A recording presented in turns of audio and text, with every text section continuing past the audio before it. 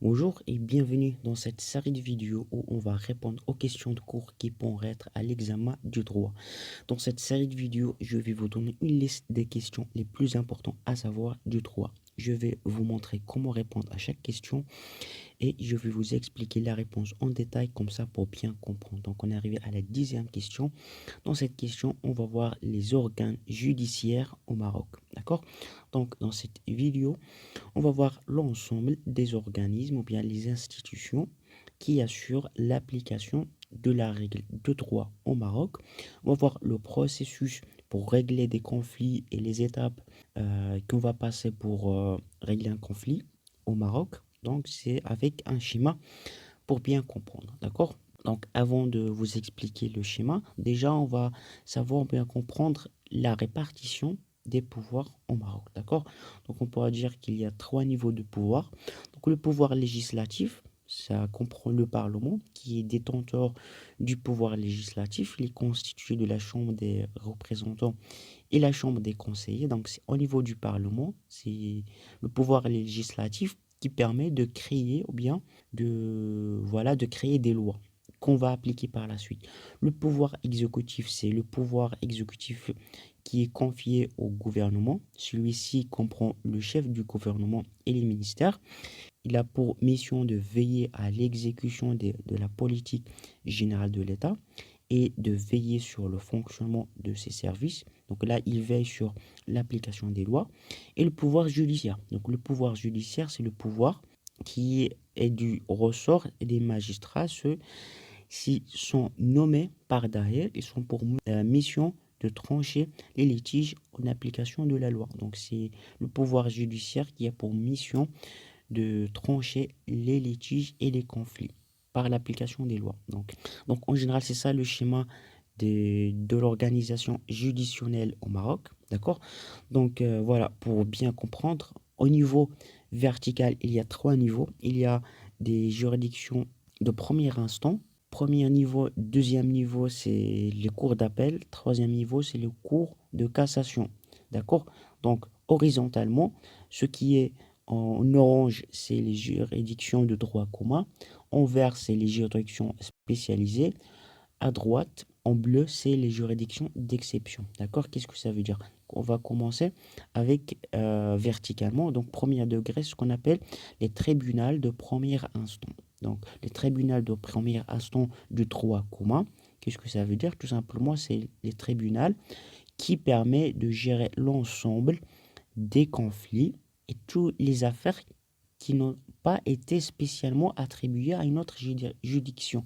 Ça veut dire, dans les juridictions de droit commun, on peut régler tous les conflits, par exemple les conflits civils, tous les conflits qui ne sont pas attribués à d'autres juridictions spécialisées. Par exemple, des affaires commerciales, on ne peut pas les régler dans les juridictions de droit commun parce qu'il y a un tribunal commercial spécifique pour régler ce genre de conflit. D'accord?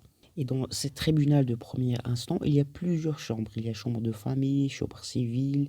D'accord? Donc, il y a plusieurs chambres. Donc, d'accord?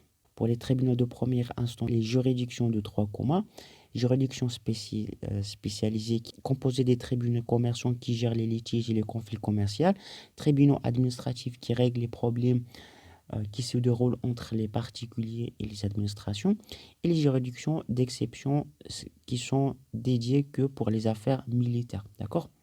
Donc, pour passer au deuxième niveau, comment ça se passe? Pour passer au deuxième niveau, il faut que, par exemple, imaginez-vous une personne, il y a un conflit entre deux personnes et le tribunal ou bien le juge a annoncé son jugement. Dans ce cas-là, si l'un des partis n'a pas accepté le jugement, n'a pas accepté la décision, qu'est-ce qu'il va faire? Il va faire monter, il va remonter l'affaire à une deuxième degré, on appelle ça le cours d'appel. Il va dire non, je ne suis pas d'accord avec cette décision du juge.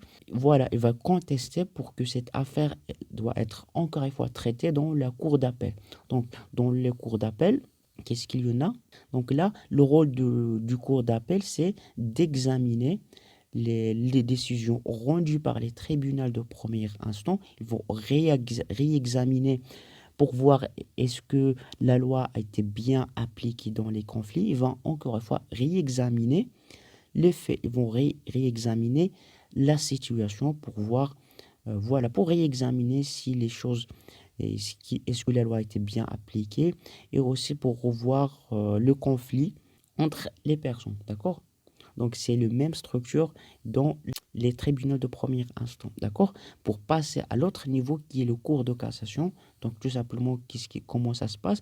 Au cas où le tribunal ou bien le cours d'appel a annoncé la décision, si l'un des deux parties qui est en conflit n'a pas accepté la décision, dans ce cas-là, ils vont remonter l'affaire, d'accord, le conflit à cour de cassation. Donc le cours de cassation a le pouvoir sur le territoire national. Il est composé de plusieurs chambres. Dans ce cas-là, au niveau du cours de cassation, qu'est-ce qui se passe? Tout simplement, il réexamine, il contrôle l'application de loi. Il ne réexamine pas la situation ou bien le conflit. Il n'entre pas en détail qu'est-ce qui se passe en conflit. Le rôle principal du cours de cassation, tout simplement, s'assure que le droit, les lois, les règles de droit a été appliquées dans le bon sens. Il ne réexamine pas la situation. Il réexamine, il contrôle que uniquement que la loi a été bien respectée, bien appliquée. D'accord? Donc, en général, c'est ça pour avoir une idée sur comment ça se passe au niveau de chaque niveau. Premier instant, cour d'appel, cour de cassation et les différents tribunaux qu'il y en a. J'espère que vous l'avez compris avec cette schéma. D'accord? Donc, de toute façon, si vous avez des questions, vous pouvez me les laisser dans les commentaires. Si vous n'avez pas encore compris une partie, vous trouvez dans la description toutes les parties que j'ai expliquées jusqu'à maintenant. Si vous avez encore des difficultés à comprendre la manière dont moi je vous explique en français, le lien dans la description d'une méthode qui vous permet de parler français couramment en seulement 30 jours. Allez, je vous dis bon courage, à la prochaine vidéo.